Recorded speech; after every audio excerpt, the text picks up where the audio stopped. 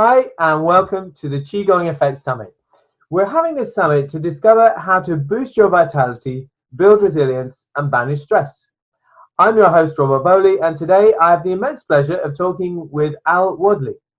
Al is a Guild-certified Feldenkrais practitioner and president of Genesis 2 Publishing, the Feldenkrais store. He works with clients one-on-one and teaches classes and workshops in Madrid and New Mexico. Al's background includes extensive training in Ericksonian hypnosis and NLP. He designed the website achievingexcellence.com to be the most comprehensive source for Feldenkrais books, videos, and audio. Welcome to the Qigong Summit, Al. It's great to have you here. Thank you, Robert. Good to be here. So I thought I've been asking all the speakers and experts on this summit a little bit about their background and how they got into, in your case, Feldenkrais. Well, I started learning about the Feldenkrais method when I was in my NLP training back in the early, mid-'80s. We had a couple of Feldenkrais practitioners taking the NLP trainings. So that was my first introduction to it. I didn't really understand it at the time. And one of those gentlemen who was taking the training, Jack Heggie, I later saw him for private lessons. In my early 30s, I had developed some severe back pain. I was having back spasms, difficulty in breathing. And so, like many people, I found my way to the method because I was in pain. I was having difficulties. And over the course of about 5 to 7 private lessons with him, I had remarkable change. And I remember after one lesson, I went out to my truck and I had to change my seat, had to change my rearview mirrors because my organization had changed in such a dramatic way that my truck didn't fit me anymore. I had to adjust the truck. And I didn't send it, I never put it back. I never readjusted the mirrors, I never changed the seat. And so that was a nice metric for how change can take place with the Feldenkrais method, because it's not a conscious process. It's not something you have to practice consciously. It just happens automatically, and you get to keep the change. So that was how I got into it initially. What made me want to become a practitioner was, after working with Jack in private lessons, I was publishing audio programs at the time, and I still am. And I suggested to him that we put some of this work on audio. So we published a number of audio programs, Healthy Back, Total Body Vision, Total Body Golf, Running with the Whole Body, all of which are available on my site, achievingexcellence.com. And so that was intriguing. And then he invited me to videotape a workshop he was doing for practitioners, which he called the primary forms of functional integration. And functional integration is the private hands-on work, the one-on-one lessons. And so what had seemed to me, receiving a lesson as being a lot of, random poking, pushing, and pulling, I saw was actually a really well-organized, well-thought-out method of movements. And I could see that after we worked with somebody, that they sat differently, they moved differently. And it's just like, it blew my mind. And I had the opportunity to play a little bit. I have a friend in the workshop, and he's like, come on over, Al. So he showed me some things, and I got to do some things. And I remember I went home that night, and I said to my wife, Sarah, get on the floor, let me try this with you. So I moved her around a little bit, and she felt better, and so pretty much the next month, anybody I ran into, I was like, hey, get on the floor, let me try this with you. And so I moved them around a little bit, and most everybody had a positive reaction to it. And so that was it. That was the tipping point. That was what got me interested in joining a training. And so it's like the universe just kind of organized itself to get me in there. My wife said, you got to go. My parents said I'll have to pay for it. There's a friend of mine who lived 2 blocks from the training center. He said, yeah, come stay in my basement. And which was great. So for the next 4 years, I had a place to stay. I had a lot of support. I got a really excellent training with Elizabeth Barringer and Feldenkrais Resources. And never looked back. It was a fundamental, life-changing experience. And it's one for which I'll be forever grateful. To understand a little bit more about the origins of the Feldenkrais method. It was originated by Dr. Moshe Feldenkrais. And he was an Israeli physicist, martial artist and mechanical engineer.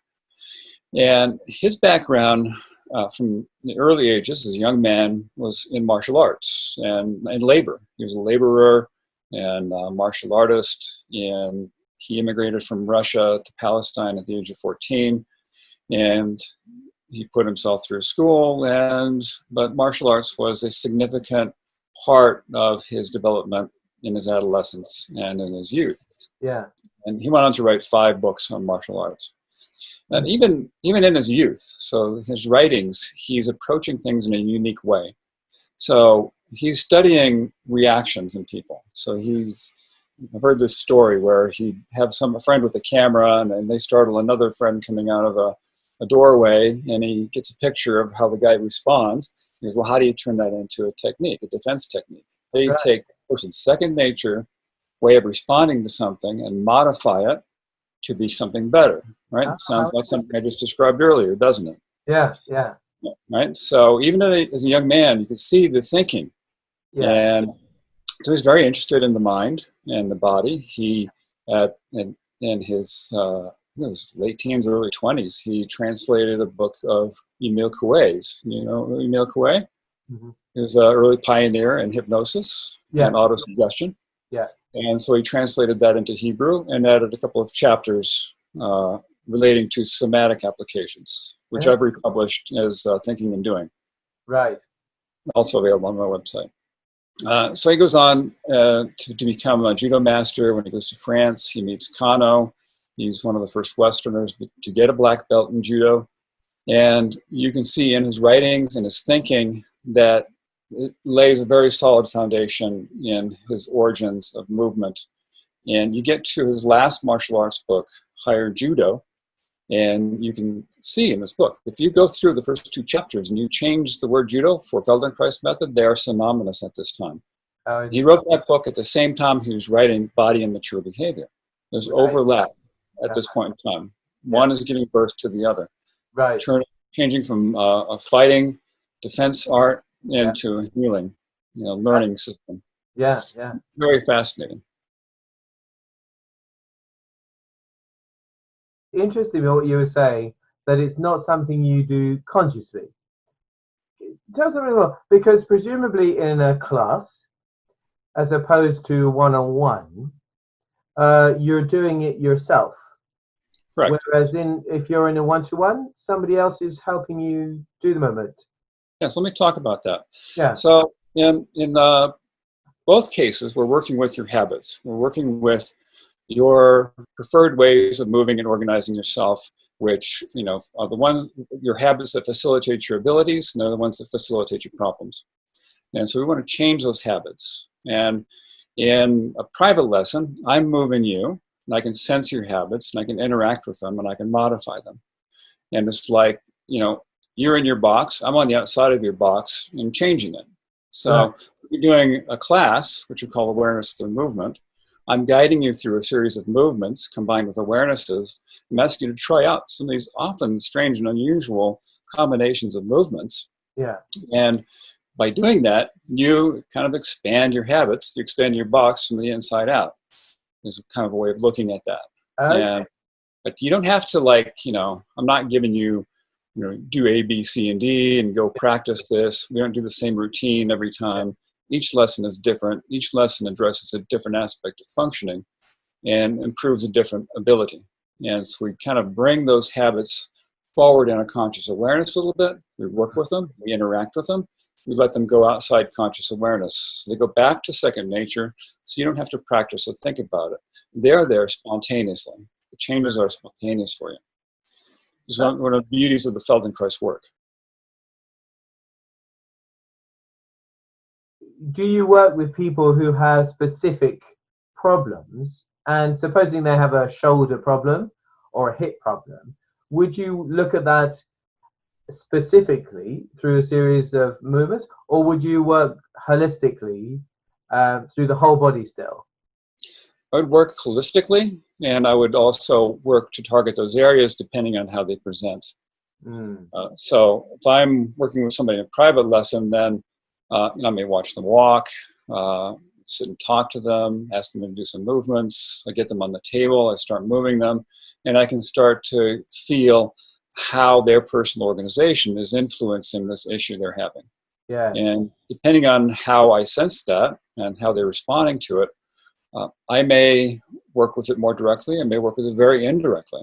I may work with everything else all the way around it, so everything else improves, and then this area that is problematic improves. So it really depends on the person. I've had so much experience with the work and so many people and given thousands of lessons that it really is nuanced by the person when I work with them privately. I'm really interested to know a little bit about the way in Feldenkrais the mind and the body work together. Yeah, it is one of my favorite aspects of the work because it is not just about movement.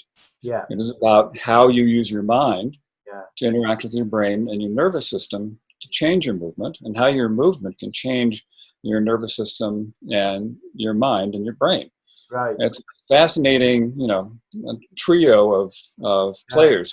Yeah. In awareness through movement, we work a lot. You're more actively aware with your mind because I'm guiding you through to do a particular movement and to sense what you're doing. I may have you attend to this part of yourself, that part of yourself, or notice this or that, and make variations that really challenge the mind and challenge yourself in thinking.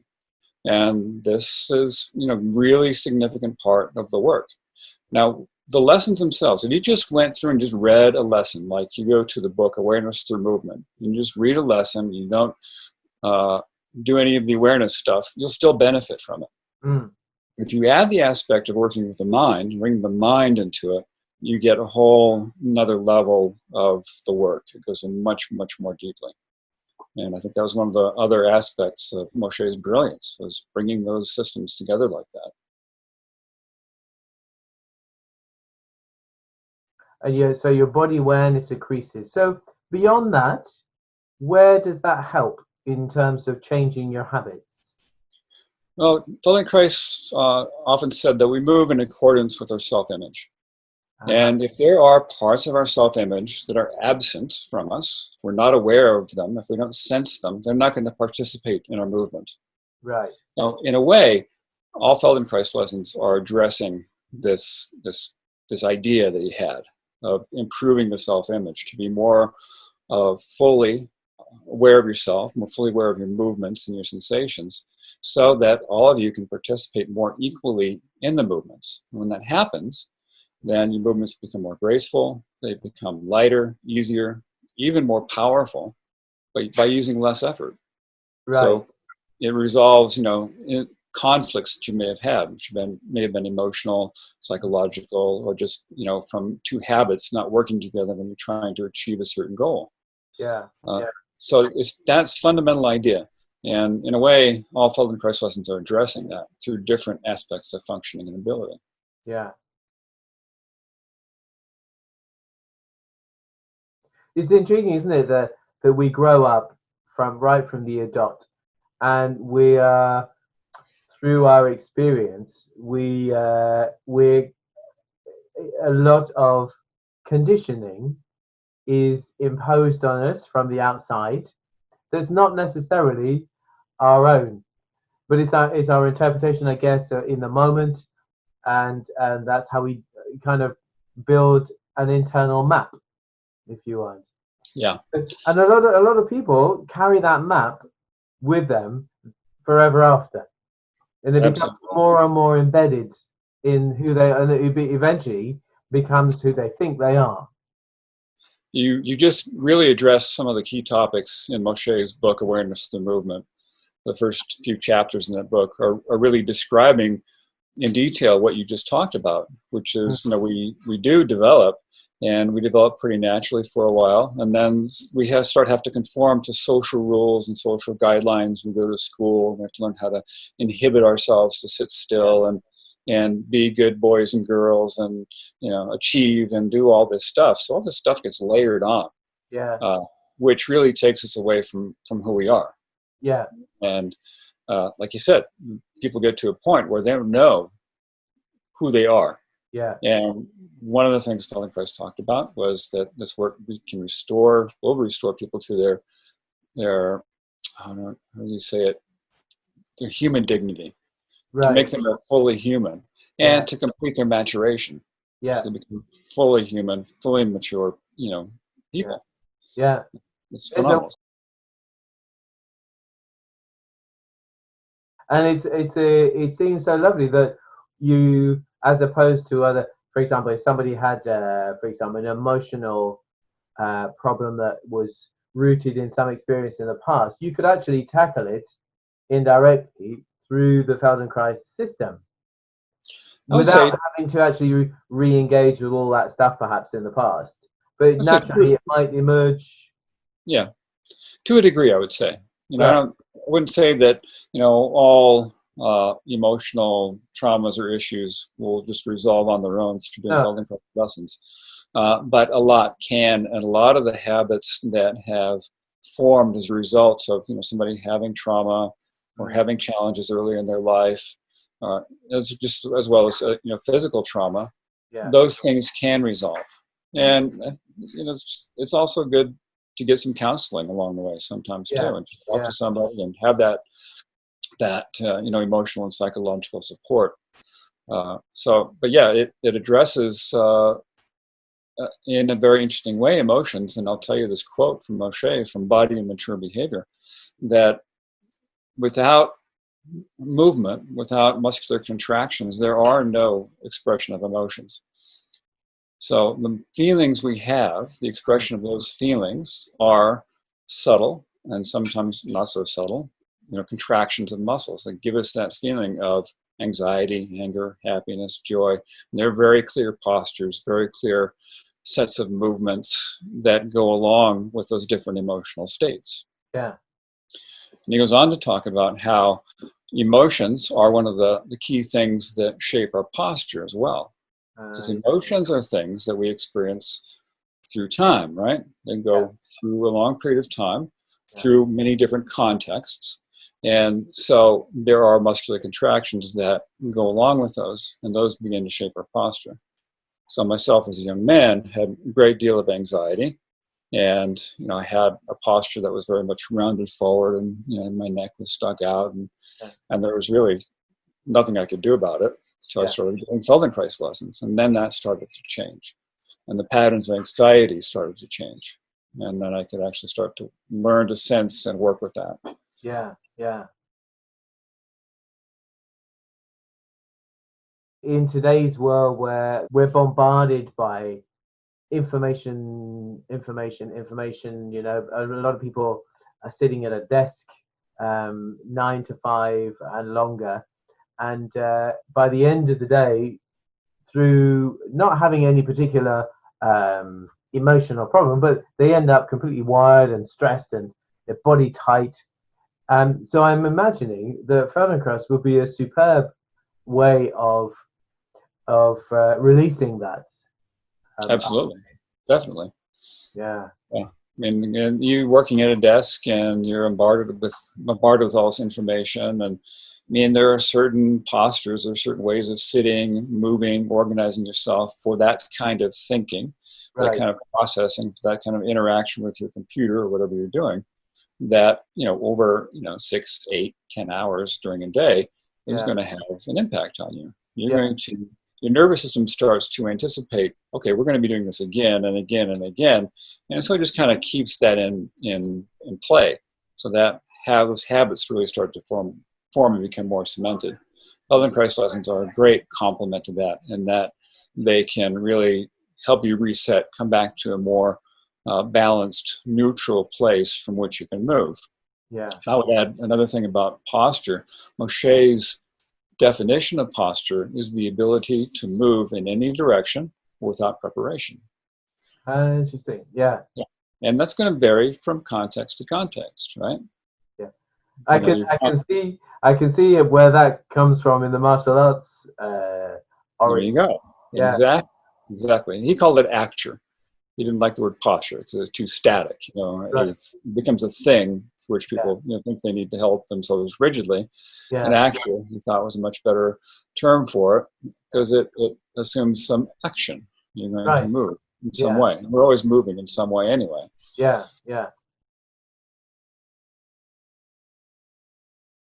Is there a simple practice that you could share with our listeners that they could try perhaps after our interview, just to give them a little taste of? Well, probably the easiest thing to do would be, I think if you have a link to a free ebook that I wrote and I published. Yeah. So I could just easily go and sign up for my email list and download that ebook, and it guides them through a very simple lesson which addresses tension in the neck, shoulders, upper back, and also introduces some very fundamental ideas about the Feldenkrais method, how we approach a lesson, and what is a Feldenkrais lesson.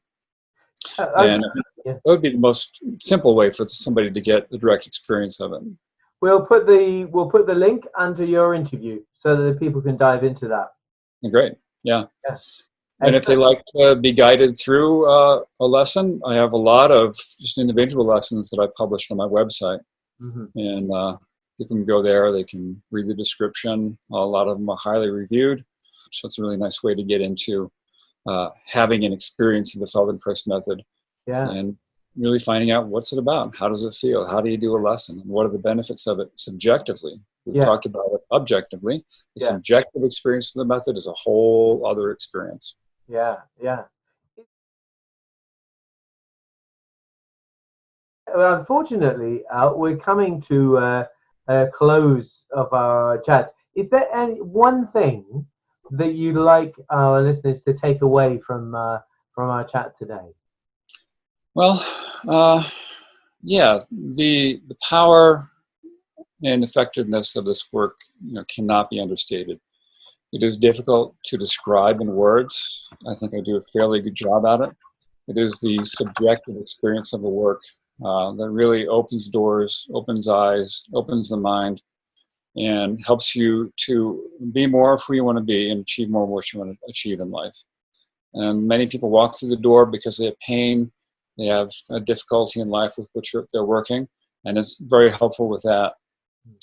Beyond that, it is a tool for really improving oneself and going beyond just average and going towards really above average for yourself. What you can do so you can become more fully human, more mature, and a more complete person to live a more complete, satisfying life. Listen, thank you so much, Al, for a fantastic chat. Not only for myself, but I know that the listeners will get immense value from it. And thank you for having me on. I really appreciate it. I love talking about the work. It's a significant, important part of my life. It continues to fascinate me even after 20 years. And we'll do so for another 20 years. Well, let's hope for that. Yeah. So thank you so much again. And that's it for today, folks. But stay tuned for another fantastic interview coming your way tomorrow.